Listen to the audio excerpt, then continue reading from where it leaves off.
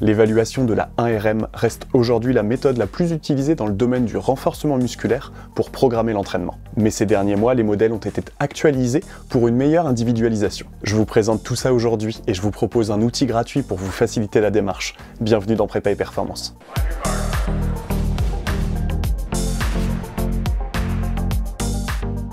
Avant toute chose, je tenais à vous présenter mes meilleurs vœux pour l'année 2025. Que les mois à venir vous apportent l'épanouissement tant sur le plan sportif que personnel. Et n'hésitez pas à nous rendre l'appareil en commentaire, ça fait tourner l'algorithme. La 1RM est un modèle de programmation très classique dans le domaine de l'entraînement. Elle permet de concevoir des séances à partir de simples produits en croix, ce qui est extrêmement pratique lorsque l'on doit s'occuper de plusieurs sportifs en même temps. Et puisque son usage ne date pas d'hier, on peut trouver une multitude de propositions méthodologiques pour des objectifs de force, d'endurance musculaire ou encore de développement de la masse musculaire. Cependant, comme je vous l'ai déjà présenté à de nombreuses reprises sur la chaîne, c'est également un modèle qui admet d'importantes limites. Et si vous souhaitez vous affranchir de ces problématiques, je vous renvoie à mon livre Préparation physique, l'individualisation au service de la performance. Dans celui-ci, je vous apporte différentes méthodes vous permettant de vous acquitter des limites de la 1RM. Pour autant, dans certains contextes, il n'est pas rare de continuer de travailler à partir de ce modèle. Et même s'il ne faut pas perdre de vue les problèmes liés à la 1RM, il reste essentiel d'être le plus précis possible dans nos prescriptions de contenu. Et pour ce faire, nous pouvons nous aider des nouveaux modèles pour tenter de gagner en précision. Des études récentes ont proposé de faire une évaluation de la 1RM à un panel de plus de 7000 personnes. Après ce test, ils ont également évalué à plusieurs niveaux d'intensité le nombre de répétitions maximum, donc jusqu'à l'échec, qu'étaient capables de réaliser ces participants. L'objectif était de dresser une performance moyenne en termes d'intensité et de volume pour ces 7289 individus. C'est ce que l'on appelle une relation répétition pourcentage de 1RM. Ces tests ont été faits sur plusieurs exercices et permettent de dresser des grands constats. Par exemple, on remarque que l'on est capable d'accumuler plus de volume à intensité égale sur les membres inférieurs, sur un test sur presse, que sur les membres supérieurs en développé couché. S'agit-il de l'aspect guidé de l'exercice, ou que nos jambes sont plus endurantes que nos bras dans l'effort?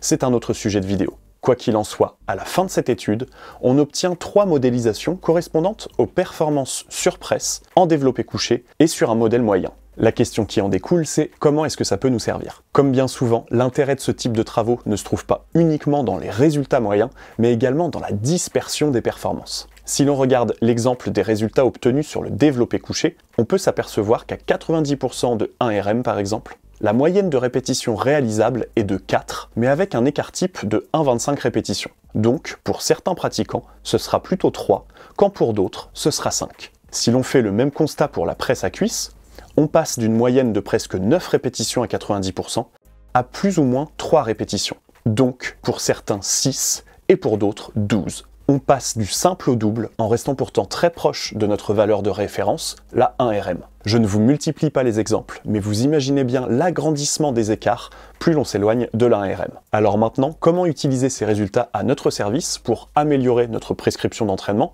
ou notre entraînement personnel? L'idée va être de réaliser un double test à travers une évaluation de la 1RM et un test jusqu'à l'échec en sous-maximal. Je vous conseille de réaliser ce deuxième test dans une zone se rapprochant de votre futur objectif de cycle. C'est-à-dire que si vous orientez votre travail sur de l'endurance musculaire ou de la force, rapprochez-vous ou éloignez-vous de la 1RM en conséquence. Cependant, restez au-dessus de 60%, car pour un souci de lisibilité, j'ai limité les graphiques au range de 60 à 100% de 1RM. Une fois que vous aurez réalisé ces deux évaluations, et si l'on prend l'exemple en développé couché, vous irez dans la feuille correspondante intitulée Modèle DVC et vous renseignerez vos deux résultats de test. Vous aurez dans le premier encart votre charge correspondante à votre 1RM et dans le second, l'intensité à laquelle vous avez réalisé le test de répétition max ainsi que le nombre de répétitions réalisées. Une fois ces 3 informations entrées, vous constaterez qu'un point rouge est apparu dans le premier graphique relation répétition pourcentage de 1RM. Et dans le troisième encart, intitulé courbe la plus proche, vous sélectionnerez la couleur correspondante à la courbe la plus en contact avec votre point rouge. Dans notre exemple, il s'agit de la courbe orange. Dans la liste déroulante, je sélectionne donc orange et la relation répétition-charge du second schéma s'adaptera automatiquement pour vous proposer des intensités de charge et un nombre de répétitions concordants avec vos propres capacités. Ainsi, vous pourrez composer vos programmes avec des informations plus proches de vos capacités propres. Évidemment, si vous vous entraînez sur une presse, la logique sera similaire avec la feuille modèle presse. Et si vous vous entraînez sur n'importe quel autre exercice, vous pourrez vous tourner vers le modèle moyen. Avec ces informations, nous aurons une vision un peu plus précise de notre propre pyramide des stress en renforcement musculaire. Attention, il est nécessaire pour profiter de cet outil de réaliser une vraie évaluation de la 1RM et un test sous-maximal. L'idée ici est d'avoir deux valeurs de performance de notre sportif, et donc de comprendre un peu mieux comment il répond à une contrainte mécanique. Or, si vous utilisez un test sous-maximal avec la formule de Brieske pour estimer une 1RM, ça ne fonctionnera pas. C'est comme si nous appliquions un modèle moyen sur un modèle moyen. Et au bout du compte, trop de moyenne tue la précision. Il est essentiel de garder à l'esprit que notre relation répétition-pourcentage de 1RM est impactée par beaucoup de facteurs. Tout d'abord, la nature des exercices, comme nous en discutions précédemment, avec les exercices haut du corps, bas du corps, etc.